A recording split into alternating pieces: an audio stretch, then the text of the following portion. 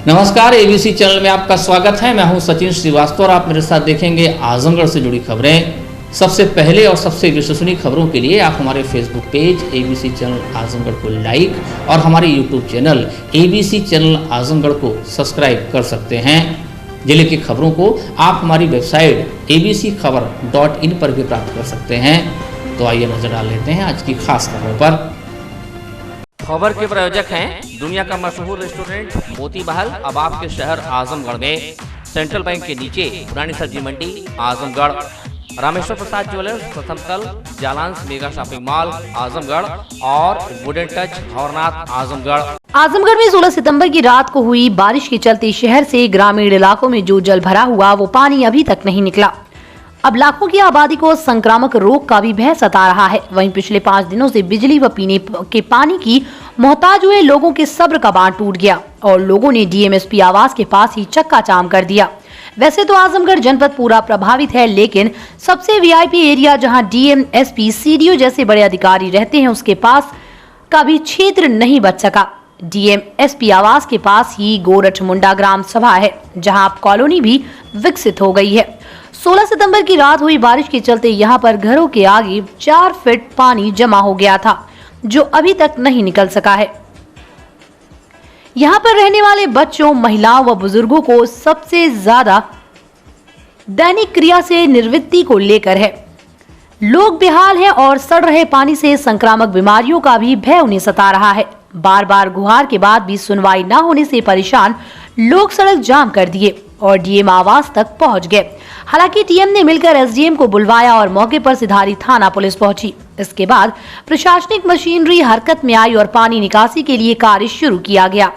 लेकिन ये केवल एक एरिया नहीं है जो प्रभावित है। शहर के कई इलाके में लोग बाग बुरी तरीके से परेशान हैं और बेबसी से मदद का इंतजार कर रहे हैं। मूसलाधार बारिश के बाद जलमग्न हुए परानापुर और गोरठ क्षेत्र में जल निकासी 4 दिनों के बाद भी संभव नहीं हो सकी, जिससे क्षेत्र के लोग घरों में कैद होने के लिए मजबूर हैं। समस्या को देखते हुए ग्राम प्रधान हरीश चंद्र सोनकर के साथ स्थानीय लोगों ने सड़क पर चक्का जाम किया। स्थानीय नागरिकों के चक्का जाम किए जाने की सूचना मिलने पर पहुंचे जिला प्रशासन ने पानी निकासी की व्यवस्था बनानी शुरू की। क्षेत्र से जल निकासी के लिए जेसीबी बुलाकर नाले की खुदाई शुरू करवा दी। उम्मीद है कि जल्द ही पानी की निकासी हो जाएगी। स्थानीय लोग जल जमाव से निजात पा सकेंगे। कल डीपीआरओ साहब आए थे तो यहाँ लोग विरोध कर रहे थे, तो आज हम लोग को डीएम साहब के यहाँ जाना पड़ा। तो डीएम साहब हम लोग की बात को सुने, एडीएम साहब को भेजे, सिधारी एसओ को भेजे, मुझसे चौकी इंचार्ज को भेजे, सभी लोग आए हैं, सब काम हो रहा है। बारिश थोड़ी मोड़ी होने के बाद नाला कुछ लोगों का कब्जा, यहाँ पे गंदगी नाले की वजह से काफ़ी पानी का जमा हो जाता था। इसके कारण आए दिन यहाँ काफ़ी घुटना भर पानी लगने के कारण आज हम लोग प्रधान जी के साथ गए हैं और वहाँ प्रशासन से अपनी बातों को रखा गया। प्रशासन हमारी मदद की है, जिसमें कि पानी ये 16 तारीख से पानी यहाँ पे जमा हुआ था। कोई प्रशासन नहीं आई, न कुछ देखने के। राहत कोष में भी हम लोग पानी पहुँचाने का काम किए। लोगों जितना हम लोग का प्रयास हुआ, प्रधान जी हमारे थे, हम लोग आए दिन पानी पहुंचाएगा। सारी समस्या जो हम लोग से हो सकता था, कोई व्यवस्था नहीं मिली, सब व्यवस्था ध्वस्त थी। प्रशासन से कोई व्यवस्था किसी को नहीं मिला, कोई नहीं। स्वयं हम लोग कोई नहीं आया, कोई नहीं। प्रशासन लोग धरना प्रदर्शन दे रहे हैं, हम लोग अभी रोड पे बैठना पड़ गया। ये हम लोग की कंडीशन आई। रोड पे आने के बाद प्रशासन, हाँ, हम लोग को प्रशासन जागा और हम लोग लग के काम करा रहे हैं। आजमगढ़ में गैंगस्टर कोर्ट में बाहुबली मुख्तार अंसारी के विरुद्ध चार्जशीट दाखिल करने आज जिले की पुलिस पहुंची, पर कुछ कमियों के कारण पुलिस चार्जशीट दाखिल नहीं कर सकी। मामले में सभी 11 अभियुक्तों के नाम पता में कमियां थी। इसके साथ ही सभी अभियुक्तों के डॉक्यूमेंट की कॉपी भी लगनी थी, जो उपलब्ध नहीं थी। इसी कमी के कारण चार्जशीट दाखिल नहीं हो पाई। अभियोजन पक्ष के अनुसार 6 फरवरी 2014 को तरवा थाना क्षेत्र के एरा कला पोखरी के पास विजयी के घर के सामने ठेकेदारी का काम कर रहे मजदूरों के ऊपर असलहे से गोलीबारी की गई। इस मामले में एक मजदूर की मौत हो गई। इस मामले में मुख्तार अंसारी के ऊपर षड्यंत्र रचने का आरोप लगा था। इस मामले में अब पुलिस 22 सितंबर को चार्जशीट दाखिल करेगी। आजमगढ़ जिले के तरवा थाना क्षेत्र के एरा कला में हुई गोलीबारी के मामले में बाहुबली मुख्तार अंसारी सहित 11 लोग आरोपी हैं। इस घटना में आरोपियों में राजेंद्र पासी, राजन पासी, हरिकेश यादव, राजेश सिंह, मोहन पासी, श्याम बाबू पासी, अभिषेक मिश्र, छोटा पंकज यादव, उमेश सिंह, अनुज कनौजिया शामिल हैं, जिसमें अनुज कनौजिया फरार चल रहा है और शेष सभी जेल में बंद हैं। इस मामले में पहले 9 आरोपी थे। विवेचना के बाद 2 नाम और शामिल हुए, जिसके बाद आरोपियों की संख्या 11 हो गई। संजय द्विवेदी विशेष लोक अभियोजक गैंगस्टर कोर्ट के वकील ने बताया कि इस चार्जशीट में कमियों को ठीक करके दाखिल किया जा रहा है। चार्जशीट में कुछ कमियां रह गई थी, कमियों को पूरा किया जा रहा है, पूरा करके कल दाखिल हो जाएगी।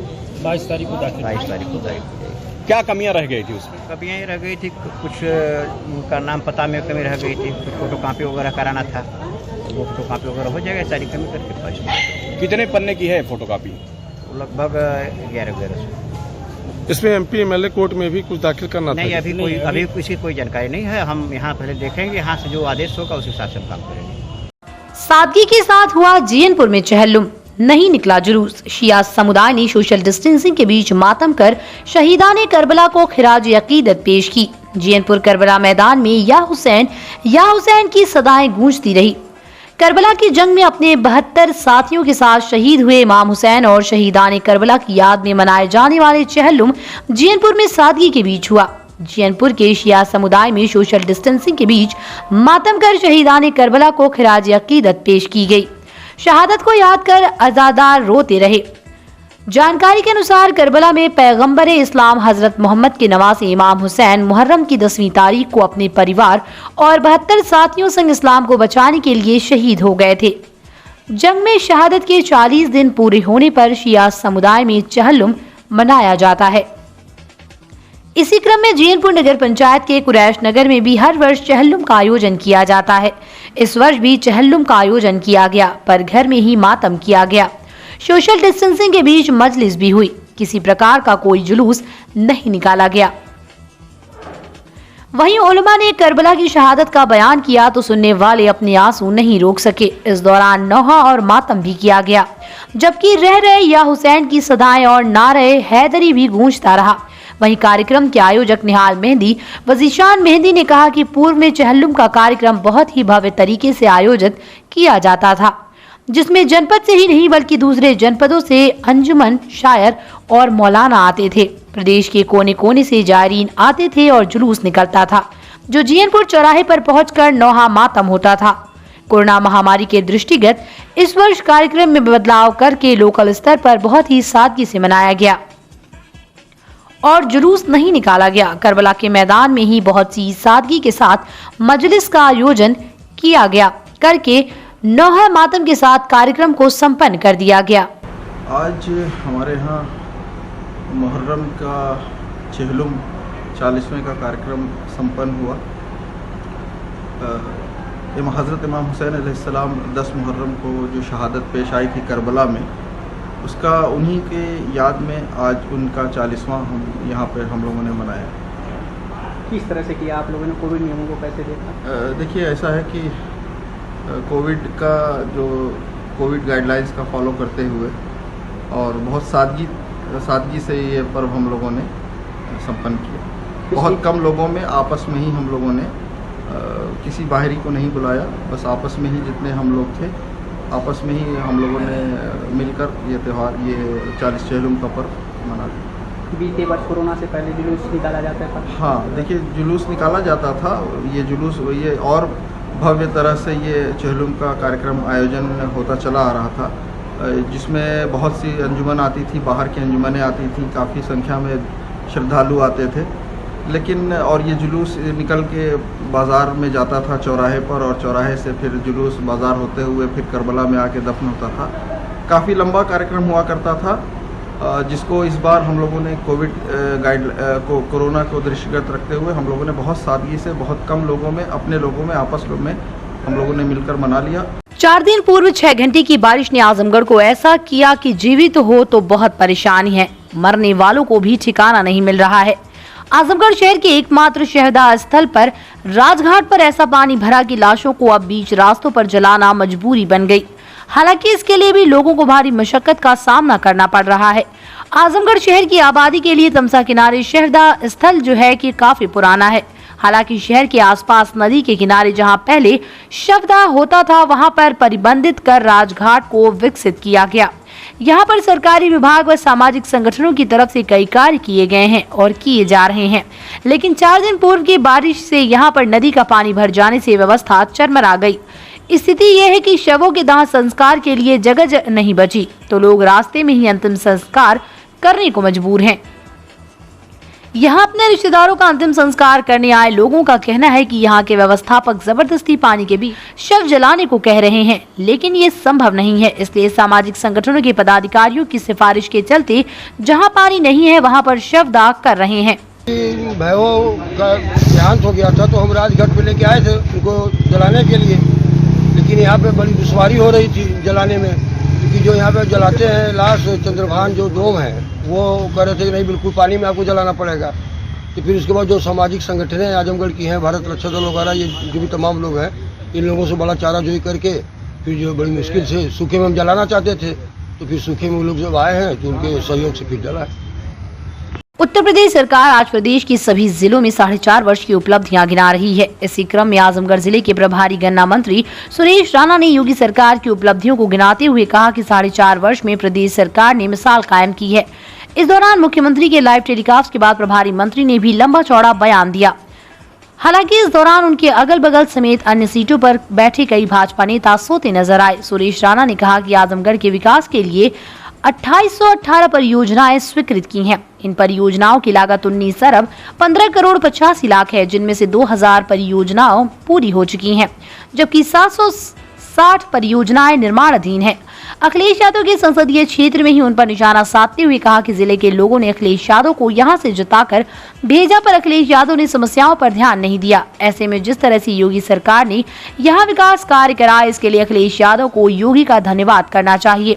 प्रदेश में अब्बा जान व चचा जान पर हो रही सियासत के सवाल पर सुरेश राणा खड़े हो गए। फिर कहा, जो परिवार में लोगों को कोई सम्मान नहीं देना चाहता तो उनके परिवार की बात है।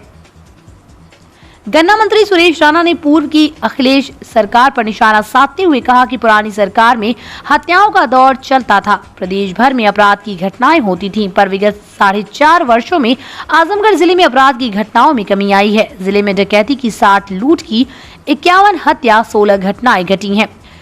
इसके साथ ही रेप व दहेज से मौत के मामले भी कम आए। इसके साथ ही जिले में 1363 अपराधियों पर गैंगस्टर, 437 अपराधियों की हिस्ट्री शीट खोली गई और 10 अपराधी मारे गए। एनसीआरबी के आंकड़े में प्रदेश के 3 जिलों में आपराधिक घटनाओं के बढ़ने के सवाल पर गन्ना मंत्री सुरेश राणा ने कहा कि जिस तरह से प्रदेश में 4000 करोड़ का निवेश हुआ, उससे अंदाजा लगाया जा सकता है कि यूपी कानून व्यवस्था कितनी बेहतर हुई। आज यूपी की कानून व्यवस्था अन्य राज्यों के लिए रोल मॉडल बनी हुई है। अखिलेश यादव जी आजमगढ़ के सांसद हैं। यहाँ देश की आज़ादी से लेकर के अब तक आज़ादी के कार्यकाल में जितनी पेंशन हुई, चाहे वो वृद्धा पेंशन हो, चाहे वो दिव्यांग पेंशन हो या अन्य पेंशन हो, जो पात्रों की पेंशन है, आज 65 साल में जितनी पेंशन बनी उससे ज्यादा पेंशन बनाने का काम 4.5 वर्षों की योगी सरकार ने किया है। चूंकि वो सांसद हैं यहाँ से, तो उन्हें धन्यवाद करना चाहिए योगी आदित्यनाथ जी का, और मुझे उम्मीद है कि वो जरूर धन्यवाद करेंगे कि उन्होंने पूर्वांचल की बरसों पुरानी मांग और आजमगढ़ की विशेषकर यहाँ विश्वविद्यालय दे करके आदरणीय योगी आदित्यनाथ जी ने आजमगढ़ वासियों को, मऊ वासियों को, बलिया वासियों को नई सौगात देने का काम किया है। इसके लिए साफ सुथरी राजनीति करते हुए यहाँ के सांसद के तौर पे माननीय अखिलेश यादव जी को भी माननीय मुख्यमंत्री जी का धन्यवाद करना चाहिए। पूर्वांचल एक्सप्रेसवे हम सब जानते हैं कि किस तरह से एक सीमित समय में अभूतपूर्व तरीके से माननीय मुख्यमंत्री जी के द्वारा उसका निर्माण पूरा कराया गया है। चाहे बलिया को लिंक करने का विषय हो, चाहे गोरखपुर को लिंक करने का विषय हो। और 4.5 वर्ष पूर्व जब मैं आजमगढ़ आया था और मैंने यहाँ की सड़कों का हाल देखा था, और आज जिस तरह से बहुत गति के साथ यहाँ सड़कों का निर्माण हुआ है, इसके लिए भी सांसद के तौर पे माननीय अखिलेश यादव जी को तो निश्चित रूप से माननीय मुख्यमंत्री जी को बधाई देनी चाहिए।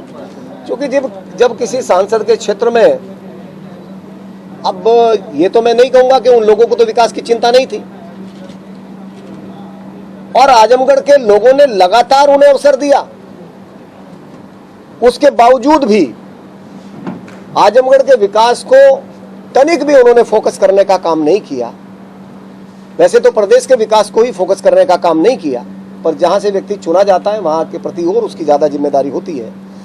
तनिक भी उन्होंने यहाँ के विकास को कदम बढ़ाए हैं, इसके लिए मैं माननीय मुख्यमंत्री जी का बहुत बहुत अभिनंदन करता हूँ। आज ही अखिलेश जी ने ट्वीट कर दिया कि झूठ का फूल, सारी चीजें झूठ। आज अब चूंकि आज हम विकास का उत्सव मना रहे हैं और 4.5 वर्षों में जिस तरह से उत्तर प्रदेश में विकास की बयार चली है, उसकी आज चर्चा माननीय मुख्यमंत्री जी के द्वारा लखनऊ में प्रेस कॉन्फ्रेंस के माध्यम से की गई है।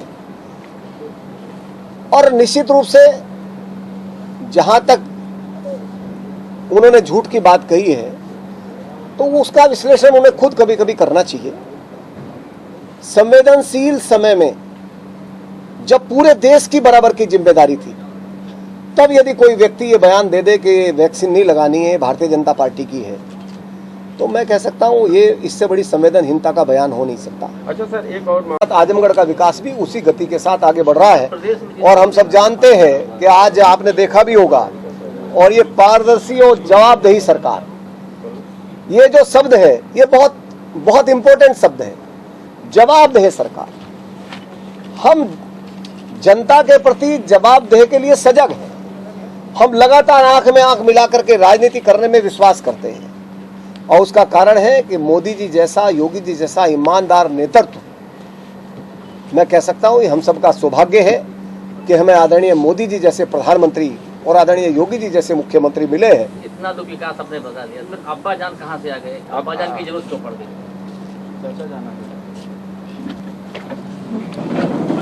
अरे सर कुछ तो बता दें। नहीं, जहाँ तक आपने अब्बा जान की बात कही है, तो यदि कोई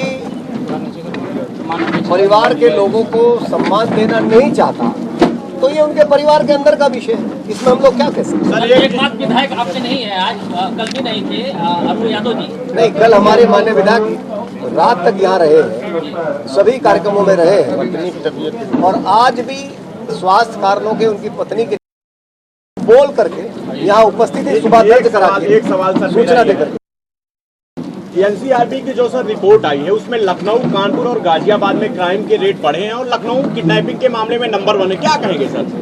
मैं केवल इतना कहूंगा कि उत्तर प्रदेश में 4 लाख करोड़ रुपए का निवेश आ जाना, उत्तर प्रदेश में दुनिया भर के निवेशकों की रुचि बढ़ जाना, उत्तर प्रदेश में देश के सबसे बड़े एयरपोर्ट का निर्माण शुरू हो जाना, उत्तर प्रदेश में स्मार्ट सिटी को लेकर के तमाम विकास के आयामों को लेकर के उत्तर प्रदेश का स्थान देश में पहला दूसरा नंबर पर आ जाना, ये उत्तर प्रदेश की जो कानून व्यवस्था है आदरणीय योगी आदित्यनाथ जी के नेतृत्व में, इसमें बड़ा योगदान है।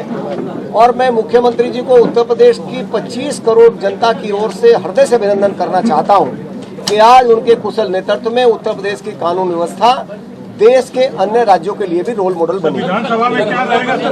समाजवादी पार्टी के फायर ब्रांड नेता और महाराष्ट्र प्रदेश अध्यक्ष अबू आसिम आजमी आजमगढ़ अपने गृह जनपद पहुंचकर अपने चिर परिचित अंदाज में दिखाई दिए। उन्होंने दावा किया कि सपा विधानसभा चुनाव में 352 सीट जीतकर सत्ता में आएगी। हालांकि पार्टी के अध्यक्ष का दावा है कि 400 के ऊपर जीतेंगे।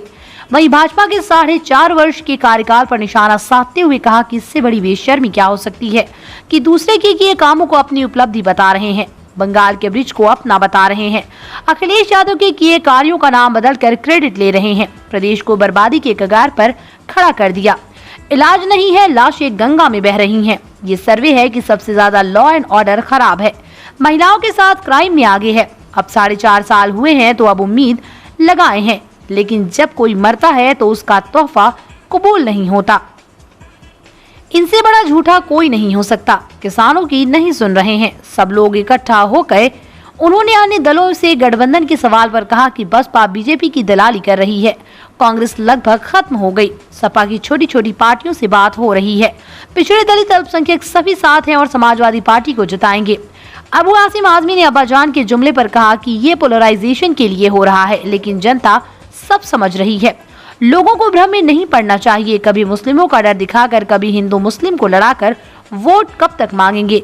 अब जनता डेवलपमेंट चाहती है, आजादी के बाद अब तक जितना डेवलपमेंट अखिलेश यादव ने किया उतना किसी ने नहीं किया। वहीं AIMIM के चीफ असदुद्दीन ओवैसी के चुनाव लड़ने पर उनके नाम की अनभिज्ञता जताते हुए आजमी ने कहा कि ये कौन है। फिर पूछने पर कहा कि ऐसे छोटे मोटे खरपतवार आते जाते रहते हैं, सब साफ हो जाएंगे। अबू आसिम आजमी आजमगढ़ के नेहरू हॉल में पूर्व समाजवादी नेता स्वर्गीय ईशरत यादव की पुण्यतिथि कार्यक्रम में शामिल होने के लिए आए थे, जहां पर कार्यकर्ताओं व नेताओं ने उनका स्वागत किया। आदरणीय स्वर्गीय ईशरत यादव जी समाजवादी पार्टी के उस वक्त से जब से नेताजी समाजवादी पार्टी को बनाना शुरू किया, और मुझे याद है कि जब मैं राजनीति में नहीं था, लेकिन मैंने नेताजी को ढूंढा कहीं से और मैंने पॉलिटिक्स ज्वाइन किया। तो जब मैंने मुंबई में बुलाया नेताजी को पहले, तो उन्होंने सबसे पहले ईशरत यादव जी को मुंबई भेजा, जाओ देखो वहाँ क्या कार्यक्रम, कैसे कार्यक्रम है। हमेशा वो लगे रहते थे और हमेशा वो मुस्लिम हिंदू के मिलाप में लगे रहते थे, हमेशा सबका काम करते थे, बहुत अच्छे नेता थे। तो मैं जब मुझे मालूम हुआ तो मैंने कहा मुझे भी उनके श्रद्धांजलि में जाना चाहिए और उनके जो अधूरे कार्यक्रम है उसको पूरा करना, और अब की 2022 में समाजवादी की सरकार लाना, इस लक्ष्य से हम लोग भाग रहे हैं। सर, आज 4.5 साल उपलब्धियों पर योगी सरकार ने अपना गुणगान किया, बहुत ज़्यादा गुणगान किया। क्या कहेंगे इनके 4.5 साल के कार्यक्रम? कुछ कार्यक्रम किया ही नहीं है, कार्यक्रम का नाम बदल दिया है और अखिलेश जी के किए हुए कामों को गिरवा रहे हैं। अब इससे बड़ी बेशर्मी क्या हो सकती है कि आप ब्रिज दिखा रहे हैं कि यूपी में बना है, और उस ब्रिज की जब इंक्वायरी होती है वो ब्रिज बंगाल का है। दूसरे के कामों को गिनवाना ये कोई उपलब्धि नहीं है। अब उनके दिन भर चुके हैं, क्योंकि उन्होंने उत्तर प्रदेश को बिल्कुल से बर्बादी के कगार पर खड़ा कर दिया है। बीमारी इलाज नहीं, यहाँ पर लाशें जमुना गंगा में बह रही हैं, और जो है लॉ एंड ऑर्डर की सिचुएशन बहुत ख़राब है। और ये सर्वे है कि सबसे ज़्यादा महिलाओं के साथ और लॉ एंड ऑर्डर, हत्याएँ, लूट सबसे ज़्यादा पूरे देश में कहीं है तो उत्तर प्रदेश में है। क्या उपलब्धियाँ कुछ खाक हैं? कोई उपलब्धि ही नहीं है। किसान जो है बैठा है आंदोलन पर, आप किसानों की बातें नहीं सुनने को तैयार हो। तो अब सब लोग इकट्ठा हो गए हैं, ये कितनी भी उपलब्धि दिखाएं, जब आदमी मरता है ना उसकी तौबा कबूल नहीं होती है। 4.5 साल तक कुछ नहीं किया, आप जो है आए हैं बहुत सारे वादे करने, सब झूठे वादे हैं। इनसे बड़ा झूठा दुनिया में कोई हो नहीं सकता। तो विधानसभा चुनाव आने वाला है, कितनी उम्मीद लगाए हैं आप? मैं तो कह रहा हूँ, मैं तो घूम रहा हूँ, कम से कम 352 सीटें समाजवादी पार्टी है। हमारे अखिलेश जी के ज़्यादा सर्वे वो 400 सीटें बोलते हैं, लेकिन पक्का जीत रहे हैं हम लोग। कोई है नहीं, जितने जिसको भी आना वो आजमा लो आकर के। समाजवादी पार्टी ही चुनकर आएगी, क्योंकि होटल पर, बस स्टॉप पर, ट्रेन के डिब्बे में, नाके में बैठे हुए लोग, सारे लोग सिर्फ और सिर्फ समाजवादी पार्टी का गुणगान गा रहे हैं। सर, जिस तरह से योगी सरकार ने कुछ नहीं किया, अब वो अब्बा जान और चाचा जान पर आ गए हैं, क्या कहेंगे? जो बेचारे जो परेशान हैं, जिनके पास कहीं ज़मीन नज़र नहीं आ रही है, वो पोलराइज करने के लिए अब्बा जान अम्मी जान। अरे भाई साहब, अब्बा जान अम्मी जान से कुछ होने वाला नहीं है। तुमको कितने साल मंदिर मस्जिद दिखा करके, मुसलमानों का डर दिखा करके, हिंदू मुस्लिम को लड़ा करके कितने साल राजनीति करोगे? जनता चाहती है डेवलपमेंट, जनता डेवलपमेंट नहीं हो रहा है, इसलिए आपको कोई पूछने वाला नहीं। आजमगढ़, अरे आजमगढ़ सांसद जी के सब पूरे सिपाही बैठे हुए हैं, आजमगढ़ सांसद जी वहाँ बैठे हुए हैं। आजकल अब ऑनलाइन का ज़माना है, अभी आने वाले किसी दिन भी आ जाएंगे वो, लेकिन उनके सिपाही सारा काम पूरा कर रहे हैं, कहीं कोई उनकी कमी नज़र नहीं आ रही है। इसमें ये जो है ना, ये कभी सोचने की ज़रूरत नहीं कि उनका रोज़ाना 1-2 घंटा आजमगढ़ के लोगों से बात करते हैं, ऑनलाइन सब काम देखते हैं और पूरा काम कर रहे हैं। सर, ओवैसी साहब कह रहे हैं कि अखिलेश के असली नुमाइंदे वही हैं। कौन है ये? ओवैसी साहब है। कौन ये? अरे ऐसे कितने लड़ने आते हैं इलेक्शन, आए लड़े। अरे आंधी है, आंधी में खर खतवार छोटे मोटे ऐसा उड़ते हैं ना कि पता भी नहीं चलता किसी का। जिसको आना हो आ जाओ, चैलेंज है, जिसको आना हो आ जाओ, कोई नहीं तो कोई टिकने वाला नहीं। वो तो करें कभी कुछ। अरे भाई ऐसे किया ही नहीं भाई साहब, ये चमड़ी की ज़बान में हड्डी नहीं, जो चाहो बोल लो, बोलने से क्या होता है। मैं पूछता हूँ, मैं चैलेंज करता हूँ, कोई माई का लाल आकर मुझे बता दे कि आज़ादी के बाद जितना काम समाजवादी पार्टी ने किया है उतना काम किसी पार्टी ने और किया हो, तो मैं राजनीति छोड़ने को तैयार हूँ और मेरा चैलेंज कबूल करो। आओ बताओ, समाजवादी पार्टी जितना काम किसी ने किया है क्या है? गठबंधन की क्या जरूरत? कोई गठबंधन बड़ों से नहीं होगा, बीएसपी से नहीं होगा, क्योंकि बीएसपी दलाली कर रही है बीजेपी की। कांग्रेस से नहीं होगा, खत्म हो गई कांग्रेस, कुछ नहीं है, रस्सी जल गई, बल नहीं गया। हमारा गठबंधन छोटी पार्टी से हो रहा है, छोटे लोगों को जोड़ रहे हैं। ओबीसी हमारे साथ आ रहा है, दलित हमारे साथ आ रहा है, माइनॉरिटी हमारे साथ है, यादव हमारे साथ है, समाज के हर घटक हमारे साथ हैं। अब ये लोग, इनका दिल, जनता को पूरा होशियार रहना है। ये नक्काल, ये लोग जो बैठे हैं, जो सिर्फ और सिर्फ बेवकूफ़ बनाकर राजनीति करना चाहते हैं, इनको हटाना ज़रूरी है। गांधी जी के सपनों को साकार करना है, डॉक्टर भीमराव अंबेडकर के संविधान को बचाना है, तो बीजेपी को हटाना है। अतिवृष्टि से त्राहिमाम कर रही जनता की सुध लेने वाला भी कोई नजर नहीं आ रहा है, वो भी तब जबकि निचले इलाकों की लगभग 50,000 से अधिक आबादी इस समस्या से जूझ रही है। युवाओं ने आवाज बुलंद की और सड़क पर उतर आए। एसडीएम सदर वागीश कुमार शुक्ला ने पानी से घिरे कई मोहल्लों का निरीक्षण किया, लेकिन फौरी तौर पर जल निकासी की व्यवस्था करने में असहाय दिखे। नालों पर किए गए अतिक्रमण के पास जाकर प्रशासन का पहिया जाम हो गया। शहर के बागेश्वर नगर से लेकर बड़ा गणेश मंदिर के समीप रामघाट तक मिनी बाईपास को लगभग 2 दर्जन स्थानों पर अपनी सुविधा के लिए लोगों ने काटकर संपर्क मार्ग बना दिया है। हालांकि कभी गोदाम घाट से होते हुए बिट्ठल घाट, गुरु घाट, रामघाट होते हुए बागेश्वर नगर, बवाली मोड़ के समीप से होकर तमसा नदी बहती थी। समय के साथ धारा बदली तो गोदाम घाट से गुरु घाट, रामघाट होते हुए बागेश्वर नगर तक धारा बदल गई। समय के साथ आबादी बढ़ी तो बहुमंजिला मकान बन गए। वर्तमान में हालात ये हो गए कि नदी के स्थान पर नाला बना है, उस पर भी अतिक्रमण कर लिया गया। अब नए उपजे हालात से उबरने के लिए प्रशासन को मशक्कत करनी पड़ रही है।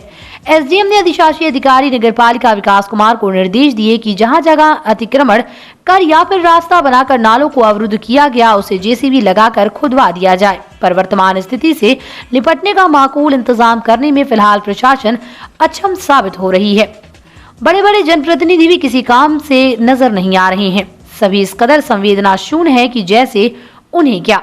लिहाजा लोगों में प्रशासन व खासकर जनप्रतिनिधियों के प्रति गहरा आक्रोश दिखाई दे रहा है। आप भी सुनिए।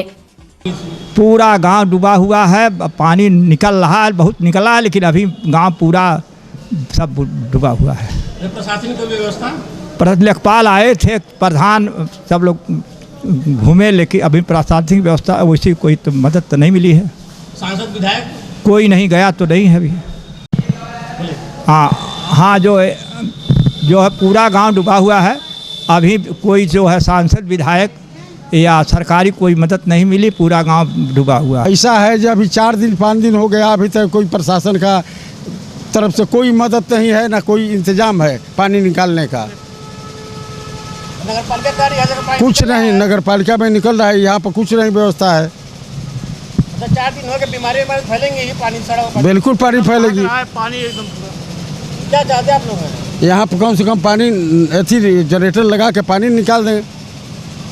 प्रशासन पूरी तरह फेल है, पूरी तरह फेल है, कोई इंतजाम नहीं। 4 दिन से पानी है, 3 दिन से कोई नहीं। अब जब तक नदी जाएगी नहीं तब तक पानी निकलेगा नहीं। प्रशासन क्या कर सकता है? प्रशासन क्या कर सकता है? वो साइफन खुला रह गया, शहर में पानी घुस गया, और जब तक नदी ऊपर रहेगी तब तक वो पानी कम नहीं होगा। कुछ कर रही है पानी निकासी के लिए? 2 पंप लगाए हुए हैं। क्या लगा 2 पंप से पूरे पानी निकल सकता है? सवाल ही पैदा नहीं होता। 3 दिन से 1 इंच पानी कम हुआ है, चौथे दिन में आज। और व्यवस्था करनी चाहिए, और बिल्कुल करनी चाहिए। जनप्रतिनिधियों की कोई नहीं, कोई नहीं, कभी नहीं, कोई नहीं आया, ना सपा बसपा भाजपा कोई नहीं, कभी किसी ने ध्यान ही नहीं दिया कि इधर भी कुछ लोग रहते हैं। ना नगर पालिका कभी आई कि चूना ही छिड़कवा दें, पानी कचड़ा होता जा रहा है, गंदा होता जा रहा है, कभी कुछ नहीं। आज क्या दिन हुआ? ये चौथा दिन है आज। क्या स्थिति है पानी की और बदबू की? और बदबू कर रहा है पूरे घर में, इतने ज़्यादा मच्छर हैं कि पूछिए मत। मच्छरों के कोई उपाय भी नहीं किया? कुछ नहीं, एकदम 1 रुपए की कुछ इस तरीके की सहूलियत नहीं, ना कोई इधर झांका है कि मतलब आने की ज़रूरत ही नहीं समझा कि इधर कुछ लोग रहते हैं। मतलब एक तरह से बेकार तरह छोड़ दिया गया। एकदम कोई मतलब ही नहीं है किसी को, ऐसा लग रहा है। प्रशासनिक व्यवस्था न कोई राजनीतिक व्यवस्था, कुछ नहीं। अरे भाई, प्रशासन को क्या क्या पड़ी है कि हम जिए हैं हमारे, वो तो बाहर के हैं। जो हमारे जिन्होंने हमसे वोट लेके जो जीते हुए हैं या जिनको जीतना है, जो सभासद तो आ ही नहीं रहा है, बाकी के तो बातें छोड़िए। तो पूरी तरह से पूरी जनता जब परेशान है, एकदम छोड़ दिया है, बस कोई मतलब नहीं। क्या चाहते हैं आप लोग? कुछ नहीं, जब तक जी रहे हैं तब तक जिएंगे, नहीं तो फिर डेंगू मलेरिया से हम लोग भी धीरे धीरे मरेंगे, क्या करेंगे? और कोई उपाय नहीं। यहाँ की स्थिति बद से बदतर है। यहाँ का पानी जो है सड़ करके काला हो गया है, निकासी का कोई प्रबंध नहीं है। जिन एरिया में पानी भरा हुआ वहाँ बिजली का तो कोई सवाल ही नहीं पैदा होता, और ये कारण इस कारण से वहाँ पे सांप बिच्छू ये सब जानवर जो है घरों में निकल रहे हैं। आदमी कमर तक पानी में डूब करके किसी तरीके से अपने रोज़मर्रा के कार्य कर रहे हैं, लेकिन स्थिति एकदम भी सामान्य नहीं है। और यहाँ का जो करीब 4 से 5 दिन हो गया, जिस दिन रात भर बारिश हुई उसके अगले दिन से ही पूरा सड़क भर कोलगाड़ी सारे रास्ते बंद थे। सिर्फ 2 रास्ते जो खुले हैं, विनायक हॉस्पिटल से और ज्ञान सिंह गद्दी वाला रास्ता, बाकी सारे रास्ते इसके बंद हैं। तो कोई अभी तक प्रशासनिक व्यवस्था कोई? बिल्कुल कुछ नहीं। सुना है कि 2 पंपिंग सेट लगाए गए थे जो पानी निकलने के लिए पर्याप्त नहीं है। कोई भी पार्टी का कोई भी प्रवक्ता जो है यहाँ तक कोई किसी की सुध लेने नहीं आया है, और ना जिससे उम्मीद थी यहाँ के प्रशासन की, वो भी चुपचाप बैठा हुआ है। 19 सितंबर को बटला हाउस एनकाउंटर की 13वीं बरसी पर इस एनकाउंटर की न्यायिक जांच की मांग को लेकर राष्ट्रीय उलमा काउंसिल के नेताओं व कार्यकर्ताओं ने प्रदर्शन किया। प्रधानमंत्री के नाम संबोधित ज्ञापन, जिसमें बटला हाउस एनकाउंटर की न्यायिक जांच की मांग की गई, जिला प्रशासन को सौंपा गया। 13 सितंबर 2008 को दिल्ली में सीरियल ब्लास्ट के बाद 19 सितंबर 2008 को दिल्ली में ही बटला हाउस एनकाउंटर हुआ था, जिसमें आजमगढ़ निवासी 2 की मौत हुई और 1 फरार हुआ था। इसी एनकाउंटर पर सवाल उठाते हुए उलमा काउंसिल का गठन भी हुआ था और हर साल न्यायिक जांच की मांग को लेकर ज्ञापन सौंपा जाता है। राष्ट्रीय उलमा काउंसिल पार्टी के प्रवक्ता तलहा रशादी ने कहा कि इस एनकाउंटर के बाद कांग्रेस सरकार ने अपनी कानूनी कर्तव्यों का भी पालन सही से नहीं किया, जबकि CRPC की धारा 176 के अंतर्गत किसी भी प्रकार के पुलिस टकराव में अगर किसी व्यक्ति की मृत्यु होती है तो उस घटना की मजिस्ट्रेट जांच करवाना अनिवार्य है। इस संबंध में माननीय उच्चतम न्यायालय की भी गाइडलाइन है, जिसके अनुसार किसी भी एनकाउंटर की न्यायिक जांच कराया जाना अनिवार्य है। इन सब के बावजूद बटला हाउस एनकाउंटर केस में आरंभ से ही कानून की धज्जियां उड़ाई गई। रशादी ने कहा कि एक बहादुर पुलिस अफसर एवं 2 प्रतिभावान छात्रों की मौत हुई, परंतु ना तो कांग्रेस या भाजपा की केंद्र सरकार और ना ही चुनाव से पहले इस एनकाउंटर पर सवाल उठाने वाले अरविंद केजरीवाल ने सत्ता में आने के बाद इस कांड की जांच करवाना मुनासिब समझा। आखिर क्या वजह है कि इस एनकाउंटर की जांच नहीं कराई जा रही है? ये एनकाउंटर सिर्फ एक क्षेत्र विशेष की नहीं बल्कि पूरे देश के मुसलमानों की अस्मिता और देशभक्ति पर सवाल है। आज देखिए, आज 19 सितंबर है, बटला हाउस की आज 13वीं बरसी। आप जानते हैं 19 सितंबर 2008 में दिल्ली के ओखला बटला हाउस में एक इनकाउंटर हुआ था, जिसमें आजमगढ़ के 2 युवा और प्रतिभावान छात्रों का इनकाउंटर हुआ और उसमें इंस्पेक्टर मोहन चंद शर्मा जो एक प्रतिभावान इंस्पेक्टर थे उनकी भी मृत्यु हुई।